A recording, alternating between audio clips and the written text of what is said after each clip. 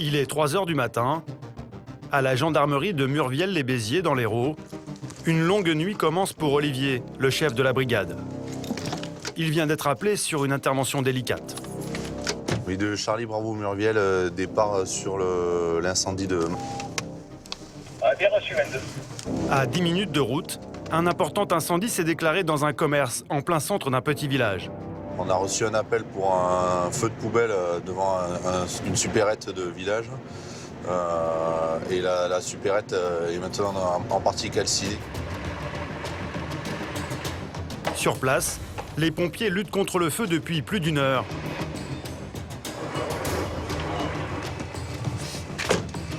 À son arrivée, Olivier fait le point avec Jean-Paul, son collègue. Sur Jean-Paul. Ouais, ça a bien cramé là. Donc, a priori, le magasin à l'intérieur est complètement ravagé. L'incendie est enfin maîtrisé. Mais les dégâts sont importants. La gérante du magasin vient d'arriver.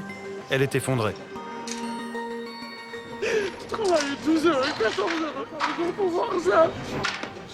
Qu'est-ce que tu veux faire? Chérie. Non. Je suis dégoûté. Des années de travail qui partent en fumée. C'est un cauchemar. Les habitants du village sont sous le choc. C'était leur seule épicerie. Je ne réparerai jamais ça. Il va fermer ce magasin. Voilà ce qui va se passer. Les petites vieilles, tout le monde là. Hein, comment ils vont faire maintenant ce magasin? Je ne sais pas comment ils vont faire. À l'intérieur, c'est un désastre.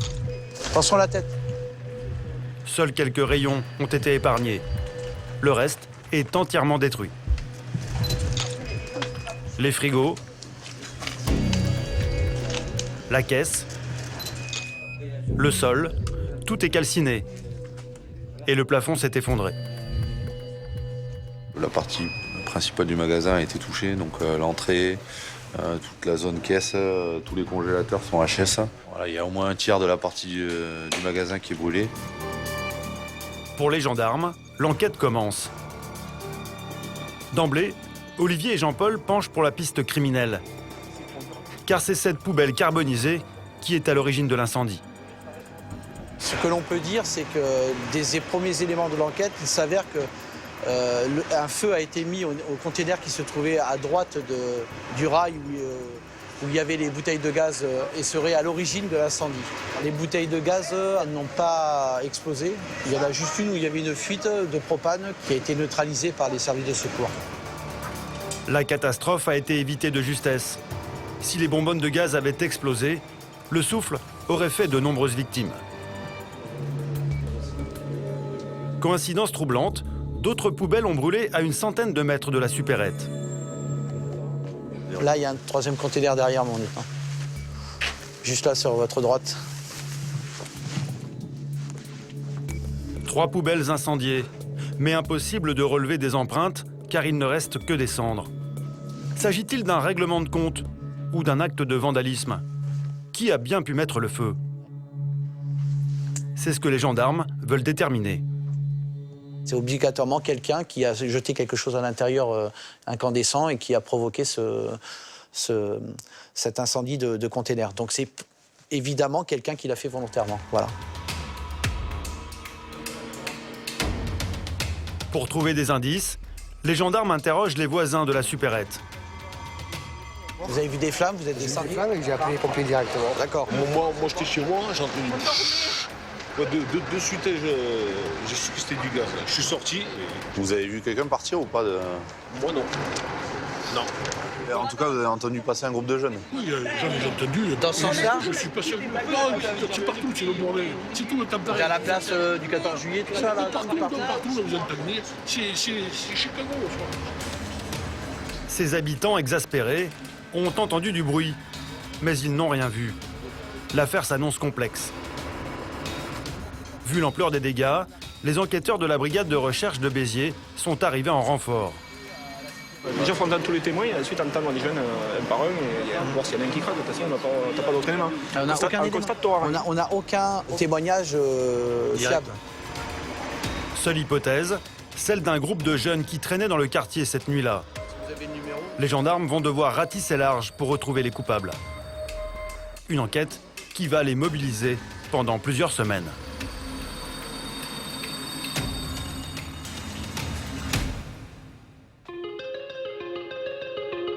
Des champs à perte de vue et des petits villages perdus au milieu des vignes qui respirent la tranquillité. Nous sommes dans l'Hérault, à quelques kilomètres de Béziers. Un décor bucolique, digne des plus belles cartes postales que l'on pourrait croire éloignées du crime et du danger. Mais ces dernières années, la délinquance des villes s'est exportée ici, et ces campagnes verdoyantes sont aujourd'hui le théâtre d'une criminalité que l'on penserait réservée aux grandes agglomérations. Pour assurer la sécurité des villages et de leurs habitants, 28 gendarmes se relaient jour et nuit.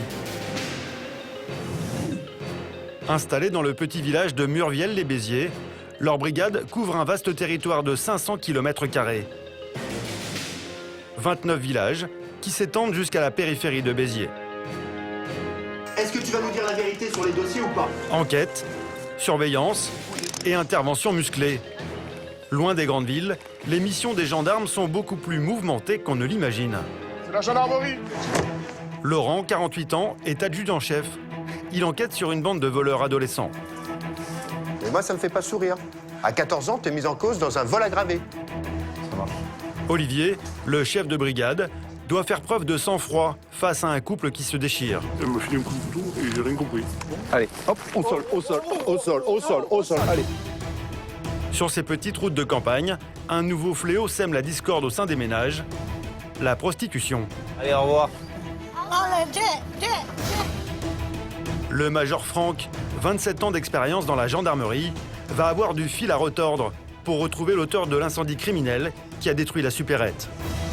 Je te conseille maintenant de dire la vérité. Il n'y en a pas 50, quand même, qui mettent le feu aux poubelles. Et dans ces petits villages, il est confronté aux rumeurs et à la loi du silence. Va jusqu'au bout. T'es pas une poubelle près maintenant. Comment ces gendarmes de campagne s'adaptent-ils à ces nouvelles formes de délinquance? Je l'ai vu de cette fenêtre-là, Ouais. et puis après je l'ai vu partir. D'accord. Pour le comprendre, nous avons suivi leur travail au quotidien. Immersion avec les gendarmes dans l'arrière-pays de Béziers. À la brigade, les journées commencent parfois très tôt le matin. Il est 7 heures. L'adjudant-chef Laurent s'apprête à boucler une enquête qui l'a mobilisé pendant plusieurs semaines. On fait un petit point rapide avant de partir. Il a convoqué toute son équipe pour aller interpeller à leur domicile 2 jeunes de 14 ans. Ils ont volé 2 VTT et une petite moto de cross. Ça, c'est les photos récupérées sur Internet des vélos identiques à ceux qui ont été volés. Il y en avait un en bleu, un en rouge. Après, la dirt, elle est comme ça. Voilà. Les 2 roues ont été dérobées en pleine journée dans des pavillons d'une banlieue de Béziers. Le préjudice s'élève à 1 300 €. Par chance, des voisins ont assisté au vol et ils ont formellement identifié les 2 jeunes mis en cause. Ils ne sont pas connus des services de la gendarmerie, mais Laurent est vigilant. Dès que la mère ou le père ouvre la porte, il faut monter dans la chambre et directement le scotcher. Allez voir. Ce que je veux dire, c'est qu'il ne faut pas qu'il appelle l'autre. S'il nous entend en bas, tiens, il y a la gendarmerie en bas, donc il va comprendre, il va composer le numéro de son pote, il va lui dire et l'autre, il va se tailler. Vu le jeune âge des suspects, tout juste 14 ans, les gendarmes décident de commencer par la méthode douce.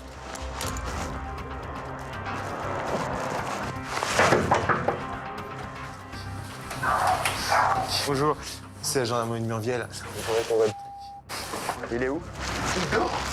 Le jeune homme, que nous appellerons Kevin, est dans sa chambre. Il se réveille à peine. Mais c'est bon, t'es pas tout nu. Mais il faut que je vois ce que tu fais. Kevin n'a pas l'air surpris de l'arrivée des gendarmes. Si on est là ce matin, c'est pas pour rien, donc t'as compris? Ok, donc tu sais pourquoi on est là. Bah, tu peux t'habiller. Donc je vais rester là. Malgré son jeune âge, il n'est pas impressionné. Et il ne se démonte pas. C'est bon, maman, j'ai rien fait. Exaspéré par l'attitude désinvolte du jeune homme, Laurent hausse le ton. Moi, ça me fait pas sourire. D'accord? Non, non, non, non. Mais moi, ça me fait pas sourire. À 14 ans, t'es mis en cause dans un vol aggravé. Pourquoi aggravé? Parce qu'il est en réunion. Ils sont deux. Sous le choc, la mère cherche à protéger son fils. Nous, on sait très bien qu'il a participé au vol. Il faut qu'il vous dise aussi ce qu'il a fait. Quand vous le pénalisez, d'accord. Non mais attendez, je suis d'accord avec vous. Mais laissez-lui aussi le droit de réponse. Il n'y a pas de souci. Madame, c'est ce qui va se faire. De le croire aussi. Comme le garçon est mineur, il ne repart pas avec les gendarmes. C'est sa mère qui l'accompagnera au poste. Mais avant de partir, Laurent la met en garde. Son fils, Kevin, ne doit pas avoir de contact avec son complice. Il ne faut pas qu'il y ait de communication téléphonique. D'accord? Non, non. Parce que c'est pas le seul qu'on va... Il appelle personne. Mais vraiment, madame. Parce que si après on s'aperçoit qu'il a appelé le temps qu'on se déplace nous là-bas, c'est vous qui allez avoir des soucis. Alors, je voudrais pas que vous ayez des soucis. D'accord? Allez, à tout de suite. Sans perdre de temps, Laurent et son équipe repartent pour aller chercher le complice présumé. L'adolescent habite à 5 minutes de route, dans un quartier populaire de Béziers. Bonjour. C'est les gendarmeries de Murviel. À la porte, c'est justement le jeune homme qu'il recherche. Nous l'appellerons Samy. On vient vous voir dans le cadre d'une procédure pour vol, dans laquelle il est mis en cause. Il n'y a pas de preuve. Ah si, madame. Si on vient, c'est pas... Malheureusement, on en a. D'entrée de jeu, sa mère est sur la défensive. L'adolescent nie tout en bloc. Vol des vélos, d'accord. S'il y a des choses qu'on doit trouver ici, tu nous le dis. J'ai rien volé.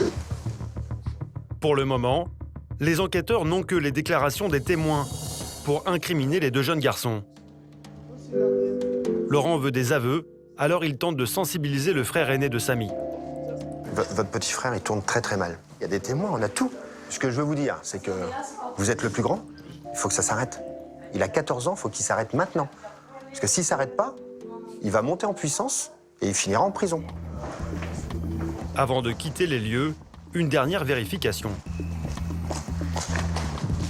On va faire un tour dans le parking quand même. Laurent a aperçu des vélos garés un peu plus loin. Peut-être la preuve qui lui manque. C'est pas du tout la marque qu'on recherche. Ni la marque, ni la couleur. Non, c'est pas cela. Aucune trace des deux roues volées. Mais Laurent est confiant. Il sait que les deux jeunes se mettront à table tôt ou tard. L'attitude qu'il a, c'est l'attitude qu'on a généralement avec les jeunes de 14 ans. Et tout de suite, c'est pas moi, j'ai rien fait. Et généralement, ça se dégonfle très très vite lorsqu'ils sont dans nos bureaux. Dans ces campagnes, les vols représentent plus de la moitié des crimes et délits. Une petite délinquance qui empoisonne la vie des habitants et entretient un sentiment d'insécurité. Alors Laurent veut marquer le coup. Entre lui et les deux jeunes suspects, c'est un bras de fer qui commence. Et l'enquêteur n'est pas au bout de ses surprises.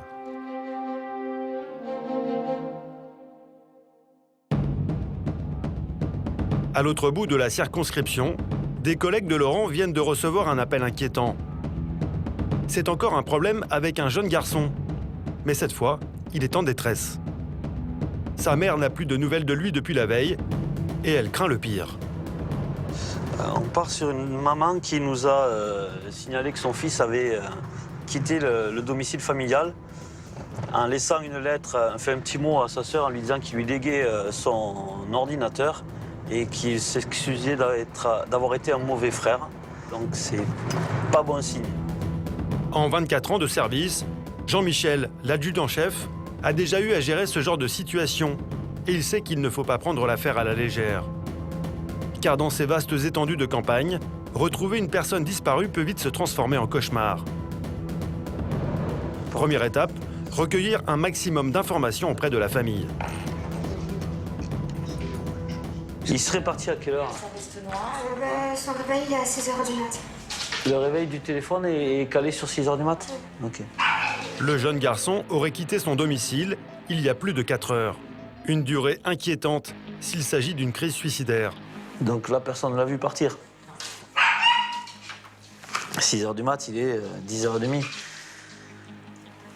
Ouais. La mère et la sœur du jeune homme sont pétrifiées d'angoisse. Les gendarmes ne peuvent même pas le géolocaliser, car l'adolescent est parti sans son téléphone portable. C'est l'incompréhension. S'il a envie de prendre l'air, de s'oxygéner, enfin de se changer les idées, ça on peut le comprendre. Ce qui est embêtant, c'est ce message.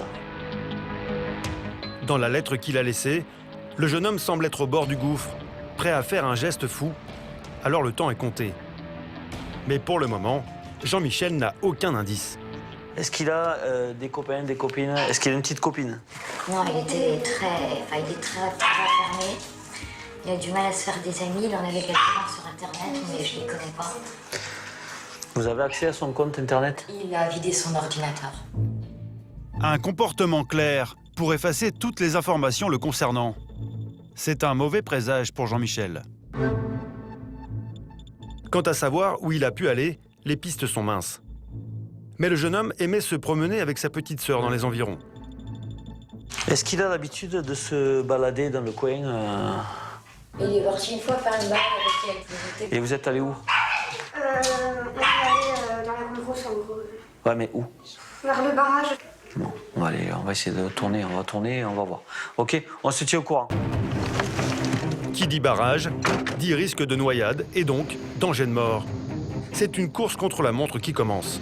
Moi, ce qui me pose problème, c'est le retard qu'on a sur lui. Sur place, aucune trace de l'adolescent.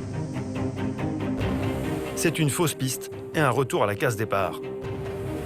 Le jeune homme peut être n'importe où. Alors Jean-Michel décide de lancer un avis de recherche. Il mesure 1m92, maigre, il doit avoir une veste matelassée noire. Au village, une réunion de crise s'organise au pied levé. La situation est critique.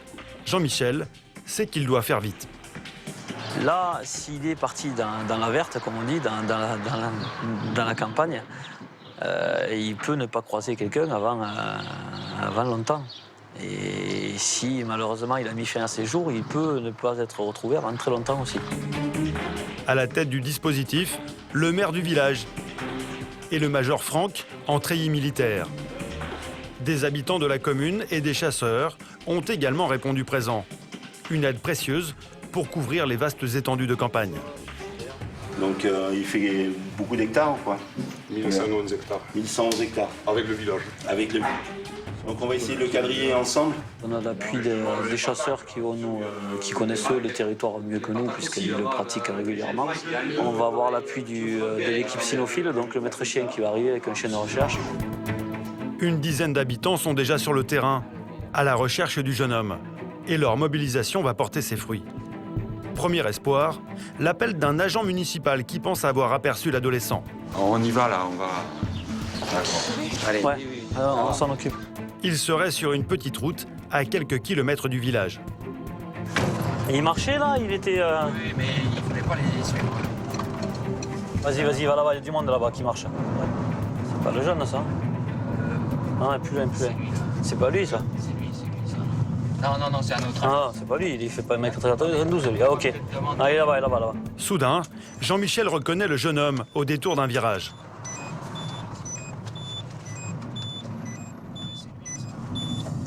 Vas-y, descends. Bonjour. Ça va? On peut discuter? On peut discuter? Moi, déjà, la seule chose qui m'importe, déjà, c'est que tu ailles bien. D'accord?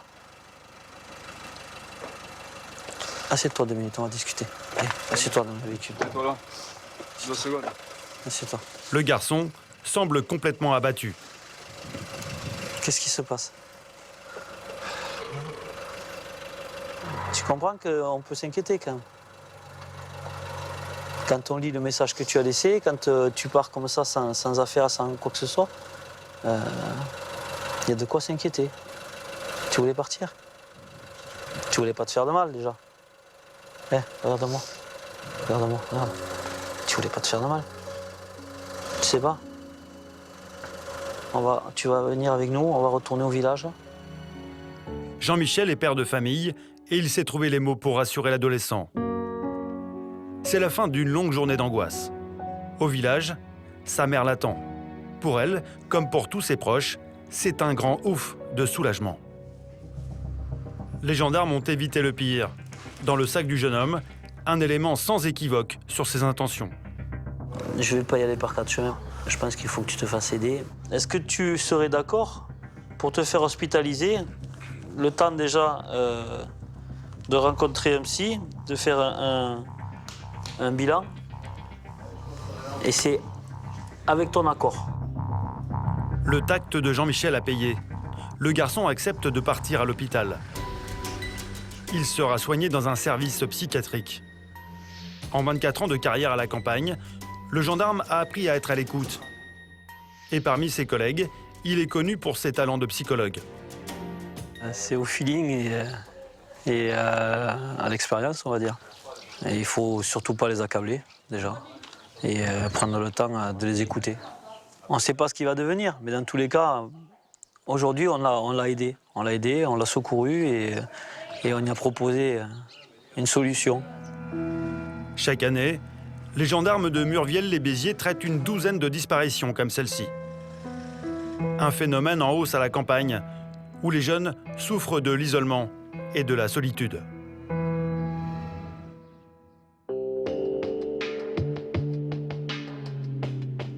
À quelques kilomètres de là, les investigations sur l'incendie de la supérette se poursuivent. C'est l'adjudant-chef Patrice qui a repris l'affaire en main.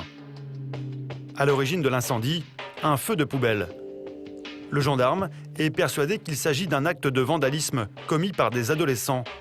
Alors il interroge tous les jeunes du quartier. Et là, ça parle pas, là, les copains, tout ça, personne ne dit rien. Non, parce que je suis pas sorti là encore. Pas sorti.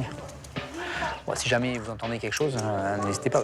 Je connais beaucoup de gens de ma génération de nos jours. Franchement, je ne veux pas faire ça là. Un coup d'épée dans l'eau. Comme souvent dans ces villages, les enquêteurs se retrouvent confrontés aux rumeurs. On se rend compte que c'est beaucoup de bruit de village. J'ai entendu que c'était des jeunes, j'ai entendu qu'il y avait des gamines qui ont vu quelque chose, mais c'est de la rumeur. L'enquête piétine. Mais Patrice mise sur les auditions pour trouver une piste. Il a convoqué des témoins présents la nuit de l'incendie, des jeunes des environs qui ont l'habitude de se retrouver le soir dans le quartier de la Supérette. Certains sont connus des services de gendarmerie. On va entendre le plus de personnes possible, avec l'espoir d'avoir des éléments ou sur les auteurs présumés, ou d'avoir les auteurs dans les auditions qu'on va prendre, quoi. Donc on va voir. Dans les bureaux, c'est un défilé. En 2 jours, les gendarmes doivent auditionner pas moins de 40 jeunes. Si t'as des choses à dire, voilà, c'est maintenant qu'il faut le dire, quoi. La soirée, tu vas passer où, toi? Chez un ami. Tu es allé chez une copine, là, où vous avez tous couché là-bas, ça? D'accord. À ce moment-là, j'étais chez moi, j'étais en train de dormir. D'accord. Qu'est-ce qui va me faire dire que c'est pas toi? Je sais pas, demander à mes parents. Encore une chose qui nous apporte pas grand-chose. Patrice est dépité, personne ne parle, par peur. Car dans le village de la Supérette, tout le monde se connaît. Les gens, ils veulent pas donner d'éléments parce que même s'ils ont vu quelque chose, parce qu'ils ont toujours peur des représailles, peur de dire les choses. Les jeunes, ils ont peur d'être des balances là. Je suis mitigé parce que je me dis que on a quand même une bonne vingtaine d'auditions dans le dossier là. Et pour l'instant, on n'a vraiment rien qui nous permettrait d'avoir une piste sérieuse sur les auteurs des incendies. Pour tenter d'accélérer les choses, le major Franck consulte le TAJ. C'est le fichier national des auteurs d'infractions. Il espère trouver des éléments sur les jeunes qui n'ont pas encore été entendus. Et justement, un profil attire son attention. Patrice, tu as vu le TAJ là? Je l'ai ressorti, le TAJ, je l'ai fait. 2015, il a cramé la boxe. Il s'agit d'un jeune homme de 16 ans, déjà condamné pour un incendie. Il vit dans le quartier de la Supérette. Il est connu pour des vols et pour avoir brûlé un box il y a quelques temps. Je pense que on va le chercher. Il n'y a pas photo, il faut aller le chercher. Ouais. Pour la première fois, les gendarmes pensent tenir une piste sérieuse.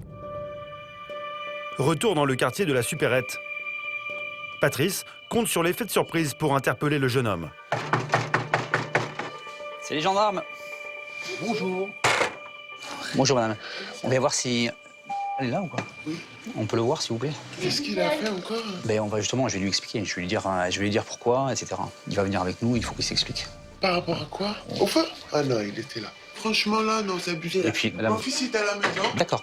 Mais ça, il va l'expliquer, il n'y a pas de souci. C'est pour ça que tout le monde me regarde de travers ici, je les vois. Hein. Mais J'ai ici, monsieur, je l'ai vu. Hein. D'accord, ça a changé depuis le jour où il s'est passé ça, ça a changé. Hein. La mère est formelle. Son fils se serait assagi. Et elle affirme que le soir de l'incendie, il était à la maison. Cherche-t-elle à le couvrir?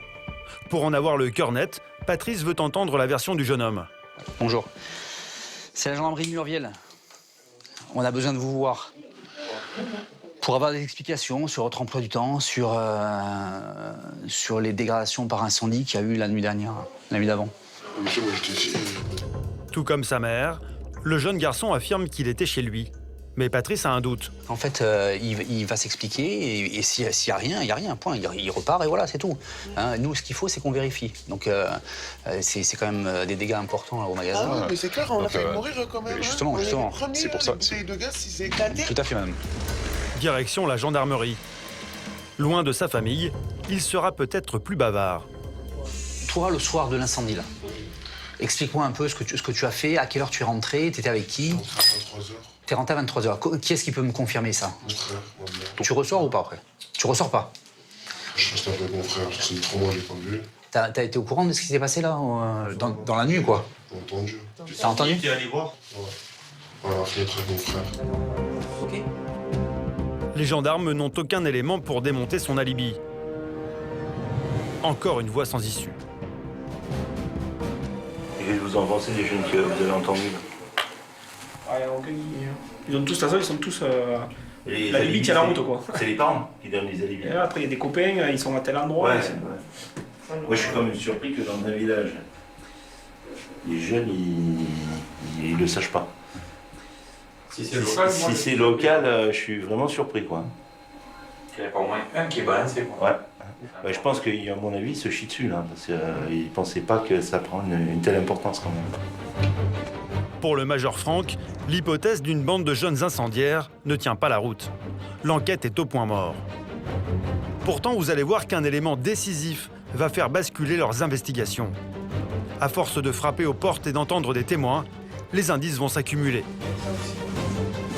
C'est des gants qui ont été manipulés avec de l'essence. Et le major Franck va finalement mettre la main sur un suspect au profil plutôt surprenant. L'équipement du parfait petit pyromane.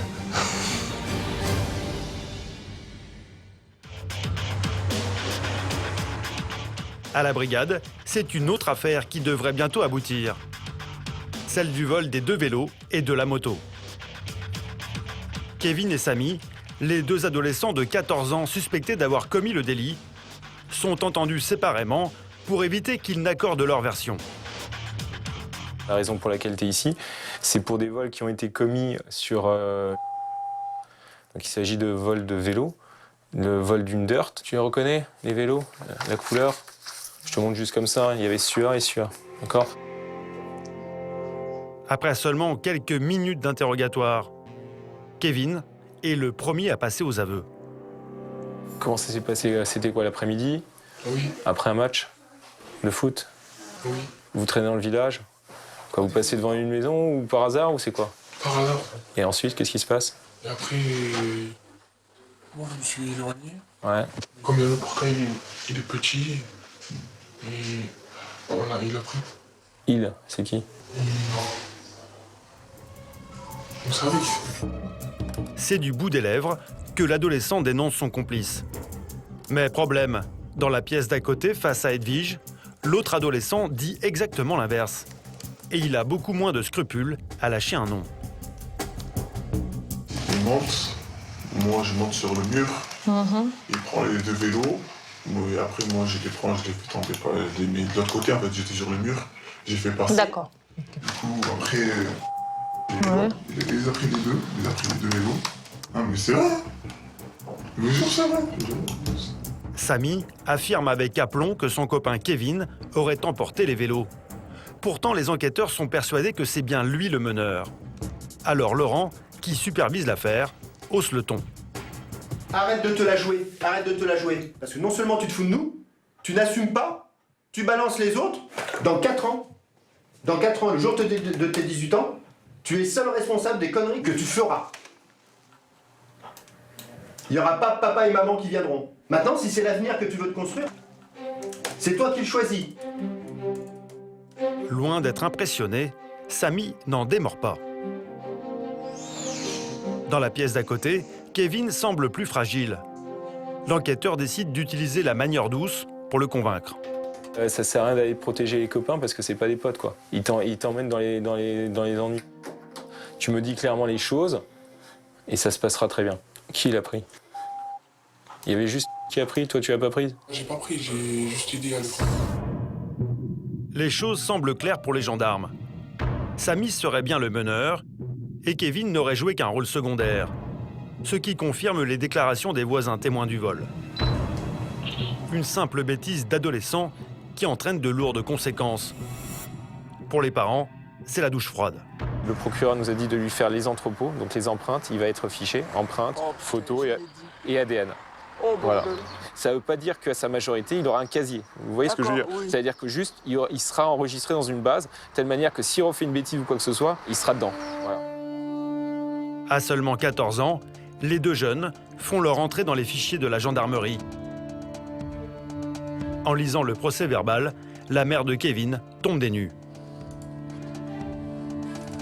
Je sais pas ce qu'il est passé dans la tête, moi, franchement. Sans réfléchir. Ouais, mais bon, au bout d'un moment, il faut réfluir, quoi. Ben, peut-être que ça va le... Ouais, le faire réfléchir. De toute façon, l'idée, c'est ça. L'idée, c'est lui mettre une grande claque aujourd'hui quand il a 14 ans, au sens figuré, pour qu'il comprenne les choses. Samy, le meneur, est convoqué pour être jugé pour vol en réunion. Il risque jusqu'à 5 ans de prison et 75 000 € d'amende. Mais comme il n'a pas d'antécédent judiciaire, il peut espérer la clémence du tribunal. Merci, monsieur d'être venu. Quant à son complice, Kevin, il ne fait l'objet que d'un simple rappel à la loi. Avec des adolescents aussi jeunes, les gendarmes espèrent encore avoir un rôle préventif. J'espère que ta venue ici t'aura fait un peu mûrir, réfléchir à tout. Parce qu'en plus, tu voudrais aller dans l'armée, c'est ça? Bon, bah tu vois. Après, tu sais que la gendarmerie, on est militaire aussi. Donc, bon, ben voilà. Après, c'est pas pour autant parce que tu as fait une bêtise aujourd'hui que ça veut dire que c'est fini pour toi. Il y a 5 ans, la délinquance des mineurs représentait à peine une affaire sur 5. Aujourd'hui, c'est presque le double. Avec un taux de récidive qui explose.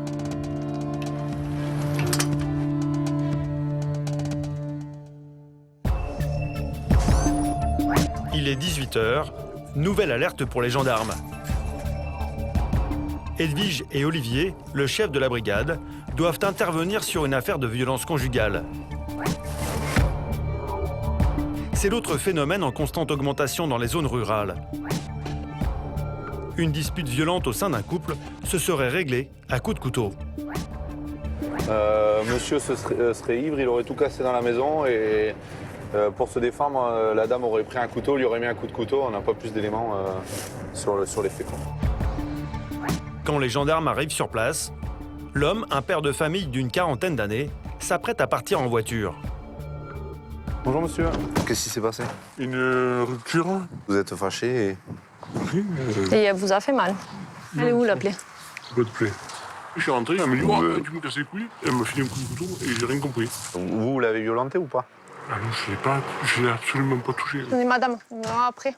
On va vous voir après. Attendez dans la maison s'il vous plaît. La tension est toujours palpable. Les gendarmes décident d'éclaircir la situation à la brigade. Je vais aller voir la dame. Étonnamment, la femme qui aurait porté les coups accepte de suivre Olivier et Edwige sans discuter, alors que de son côté, son compagnon refuse de coopérer. Il y a deux options. Première option, vous montez avec nous dans la voiture, vous venez à la brigade, on s'explique. Mon tout ne parle vous, faut y aller mon avocat et on en parle. Ça c'est la première option. Deuxième option, de force, vous monterez dans la voiture. L'homme s'obstine, il semble ne pas être dans son état normal. Par mesure de sécurité, Olivier décide d'employer la manière forte. Allez, hop, au sol, au sol, au sol, au sol, au sol, allez. Là, vous bougez plus. Non, on vous a demandé gentiment. demandé gentiment, vous n'avez pas compris. Arrêtez. Maintenant. Arrêtez. il faut coopérer avec la gendarmerie. On vous demande de asseyez-vous, montez dans la voiture. Allez, vous asseyez, monsieur. La méthode peut paraître un peu expéditive, mais le but est d'éviter une escalade de la violence. À la brigade, le pressentiment des gendarmes va se confirmer. L'homme a consommé beaucoup d'alcool. Allez. Allez, avancez. Non, non, venez par là. Tout droit. Avant de l'auditionner, Olivier lui fait passer un alcotest. Asseyez-vous, asseyez-vous, asseyez-vous. Encore. Et le résultat est édifiant. Alors regardez, vous avez 0,98. Vous êtes 4 fois au-dessus là. Parce que dans le sang, ça fait 1,96. Ça fait quasiment 2 grammes. L'équivalent d'une bouteille et demie de vin. Impossible de l'interroger dans cet état. L'audition sera pour demain, c'est la loi. Il passera la nuit en cellule de dégrisement. Au même moment, à l'autre bout du couloir, Edwige s'apprête à questionner la jeune femme. Comme souvent dans ce genre d'histoire passionnelle, sa version est différente de celle de son compagnon. Il est venu vers moi, il a commencé à se frotter une partie de son anatomie sur moi, et il a commencé à vouloir m'embrasser. J'ai dit non, tu me dégages, c'est bon, tu me saoules, vire de là. Après, quand je l'ai repoussé, ça a été que j'étais qu'une pute. Il m'a dit je vais t'en mettre une. Je me suis levé, j'ai dit ben, vas-y. Et là, il m'en a mis une. Et là, il m'a arraché les cheveux, il m'a tiré les cheveux. Il m'a fait tomber. La femme ne s'en cache pas, elle ne s'est pas laissée faire. Il est tombé par terre, je lui ai mis des coups quand il était par terre. J'ai dit maintenant tu t'en vas, il voulait pas partir. Et je sais pas, je suis retourné dans la cuisine, j'ai pris le couteau, j'ai dit maintenant va-t'en. Et donc il m'a attrapé la main où j'avais mis le couteau, et il m'a attrapé la main, il s'est entaillé. Edwige prend en photo sa nuque et son front, qui porte les stigmates de la bagarre. Une preuve de la violence des coups portés par son compagnon. 10 heures plus tard, Et vous venez? après avoir passé une nuit en cellule, c'est au tour de l'homme de s'expliquer. Il a repris ses esprits et son récit a changé. Il reconnaît maintenant avoir porté des coups et confirme la version de sa compagne. Elle s'est retournée, Ouais. elle a pris le couteau qui était sur la table, elle a fait ça. Et moi j'ai fait mais qu'est-ce que tu fais? Et je me suis. C'est moi qui me suis planté le couteau là. Là, d'accord. Et d'ailleurs quand j'ai vu le couteau, j'ai dit on va arriver à Oui, démontrer, mais ouais. Vous avez vu que c'était allé trop loin, quoi. Le couple se déchire violemment depuis plusieurs années. Ce n'est pas leur première dispute et cette fois encore, les torts sont partagés. Bon, il y a des violences qui ont été commises de part et d'autre, ça c'est sûr, donc, puisqu'ils ont tous les deux des ecchymoses. Donc voilà, après savoir qui a tapé en premier, bon, ça, pour le déterminer, c'est pas évident, quoi. Pour les coups et blessures, l'homme écopera finalement d'une simple amende. Sa compagne sera relaxée. En moyenne, ces violences conjugales représentent 10% de l'activité des gendarmes chaque année. Mais depuis peu, dans ces zones rurales, un autre phénomène perturbe la tranquillité des familles. La prostitution. Fuyant les grandes villes, où le marché est saturé, elles sont de plus en plus nombreuses à débarquer sur ces routes de campagne. Comme ici, sur cette départementale, entre Béziers et Narbonne.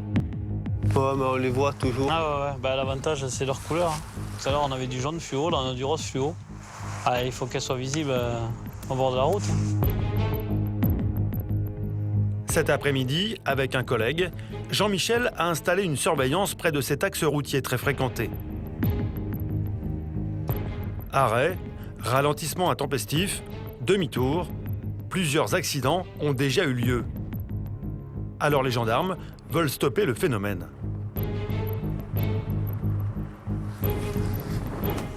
Ah, on a un camping-car qui vient de s'arrêter. Il y a une des jeunes filles qui s'est approchée du côté passager. On va voir. C'est exactement le genre de situation que Jean-Michel redoute. Et tu vois là, il vient de redémarrer le camping-car. Et celui qui est arrivé derrière, il a été obligé de le doubler. Et c'est là où voilà, on a des situations de danger. Parce qu'on se retrouve avec deux camping-cars côte à côte sur les deux voies de circulation. Si on a un véhicule ou une moto qui arrive en face, ça peut être dangereux. Pour combattre ce fléau, les gendarmes ont un atout. Depuis avril 2016, une nouvelle loi leur permet de verbaliser les clients dès qu'ils sollicitent une prostituée. Oui. Yes, it is. Vas-y, Kiki. Mais il faut les prendre en flagrant délit. Ça monte. Elle est montée. Pour être tranquille, le conducteur du véhicule se met à l'abri des regards sur un petit chemin. Ah, il va s'arrêter là, il est facile. Hein. Allez. On va aller contrôler, c'est bon pour moi. Les gendarmes sont rapides, mais peut-être pas assez discrets. Ah, il nous a captés. Il est sorti de la voiture. Et le client est rusé. Il a abandonné la prostituée au bord du chemin. Venez voir, là, s'il vous plaît. Vous avez conclu avec le jeune, là? Pourquoi? Il n'y a pas des sous. D'accord, il vous a demandé combien c'était? 20 €. D'accord, ok, merci. Aux yeux de la loi, l'infraction est constituée, même s'il n'y a pas eu consommation.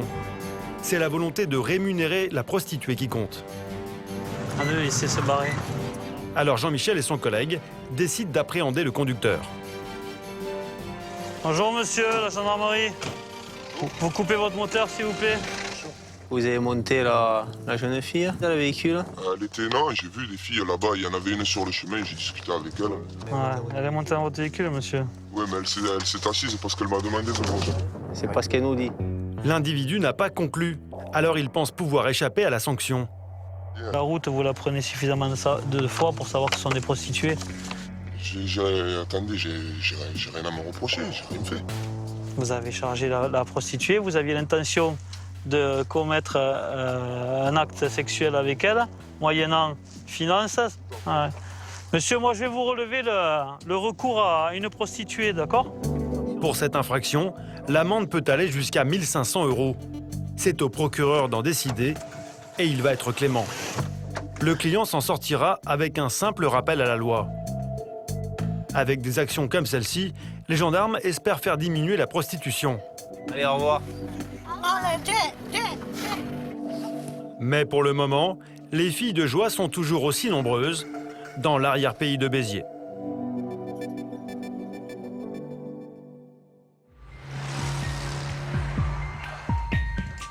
Après une semaine de recherches infructueuses, le major Franck tient enfin une piste sérieuse dans l'affaire de la supérette incendiée. Ses équipes ont auditionné une cinquantaine de personnes et l'une d'entre elles lui paraît suspecte. Des témoignages nous expliquent qu'il était le premier sur les lieux, qu'il est resté devant et pendant l'intervention des pompiers, il est toujours resté mais prostré et un petit peu à l'écart et il regardait le feu. Sur les images que nous avons tournées, on le retrouve constamment aux côtés des gendarmes. Et contre toute attente, il s'agit d'un quinquagénaire. Toujours là au second plan, le regard baissé, observant discrètement la scène. Un comportement étrange, typique des pyromanes. Alors ce matin, Franck et son équipe ont décidé de se rendre à son domicile pour l'interroger à nouveau.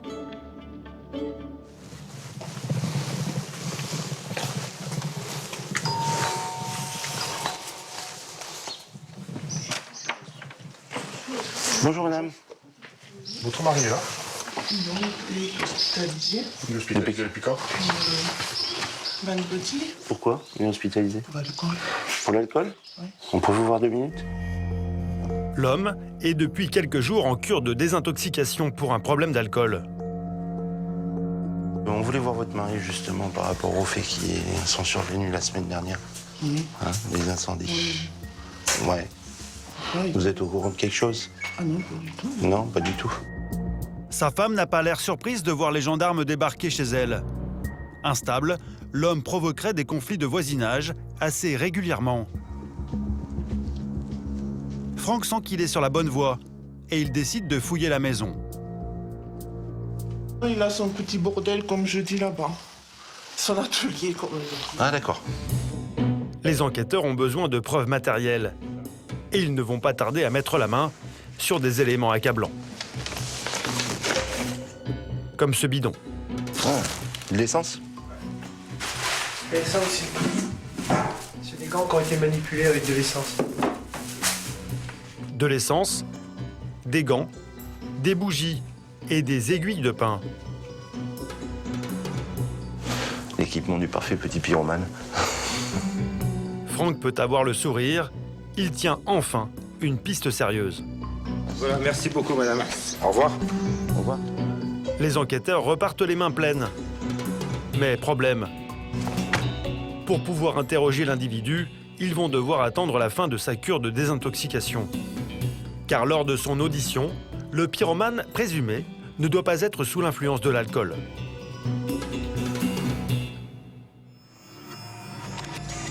« 15 jours plus tard, le voici dans les locaux de la gendarmerie.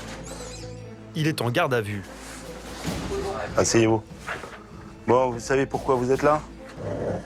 Vous avez une idée quand même? Ça dépend pourquoi. Ça dépend pourquoi? Si vous êtes là, c'est pas pour rien, vous le savez. Franck est persuadé de tenir son coupable. Mais il veut obtenir des aveux. Alors réfléchis bien à ce que tu vas dire. Et surtout, tu ne mens pas. Parce que ça risque de te porter préjudice. Première étape de l'interrogatoire, connaître son emploi du temps, la nuit de l'incendie. Franck doit se concentrer, car l'homme a des problèmes d'élocution à cause d'une maladie. Moi, j'avais pas sommeil. Je promène ma chienne, la vierge, et j'ai rencontré de loin la cagoule des jaunes. Le suspect accuse une bande de jeunes qu'il aurait croisé la nuit de l'incendie. Mais pour Franck, cette histoire ne tient pas la route. Au début, ça devait t'arranger. On a pensé que c'était des jeunes. T'as vu le dossier que ça a pris? Hein? Donc, je vais te dire une chose. Je te conseille maintenant de dire la vérité. Et c'est le moment de la dire maintenant. Alors, pour ces poubelles? Pour toutes ces poubelles, moi, je vous dis, je vous ai pas mis toutes ces poubelles au feu. C'est pas... Pas toutes, hein? Lesquelles t'as mis au feu? Il y en a eu deux, ouais. Deux ou trois petites. C'est un premier aveu. Sur les 4 feux de poubelle ce soir-là, l'homme avoue en avoir allumé 3. Mais il n'évoque pas celle qui est responsable du désastre à la supérette. Et les poubelles qui étaient devant le magasin? Ça s'est fait le même soir, dans le même laps de temps. Et ça continuait, c'est le bout de la rue. Va jusqu'au bout. T'es pas à une poubelle près maintenant. Sois honnête, même que t'as eu peur parce que tu pensais pas que ça brûle autant. Celle-là, là, je n'ai pas touché. Ah, ben si, tu as touché. Il n'y en a pas 50, quand même, qui mettent le feu aux poubelles. L'individu en a déjà trop dit. Acculé, il craque. C'est toi qui l'as fait? Voilà. Oui, mais je ne pensais pas que ça allait... Tu pensais pas que ça allait mettre le feu au magasin? À peine. Non.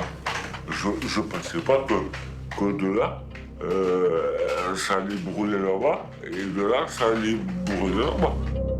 Manifestement, le quinquagénaire a été dépassé par la situation et il n'arrive pas à expliquer son attitude ce soir-là. Pourquoi t'as mis le feu aux poubelles alors? Voilà, c'est ça qui m'intéresse. Je ne sais pas. J'ai des trucs que je ne me rappelle plus après. Était-il sous l'emprise de l'alcool au moment des faits? Comment expliquer son geste? Ce sera à la justice de le déterminer. Une chose est sûre, son comportement aurait pu faire de nombreuses victimes. Et dans le village, les habitants sont encore sous le choc. En bouclant cette enquête, Franck espère ramener un peu de sérénité au sein de la population. C'est important pour la commune parce que ça a créé un certain émoi au sein de la population. Pour un village, c'est très important parce que c'est pas très grand, tout se sait. Et les gens, ils paniquent de suite. C'est pas comme dans une ville où ça passe inaperçu presque. Donc c'est important de solutionner cette affaire. Jugé en comparution immédiate, le pyromane a été condamné à 1 an de prison ferme pour incendie volontaire. L'affaire est assez inhabituelle pour les gendarmes, mais elle n'est pas exceptionnelle, car l'été dans cette région très sèche, les feux sont monnaie courante.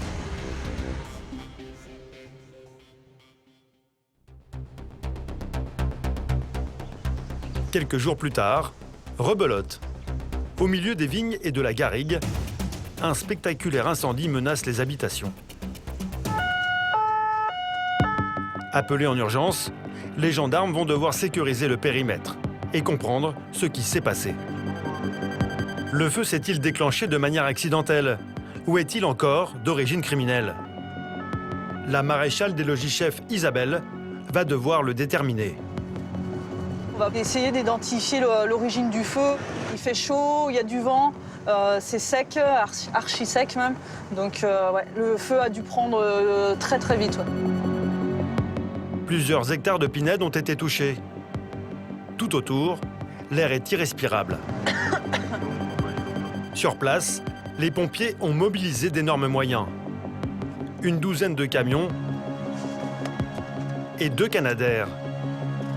Avant de démarrer ces investigations, Isabelle attend que le feu soit maîtrisé. Ok, bien reçu.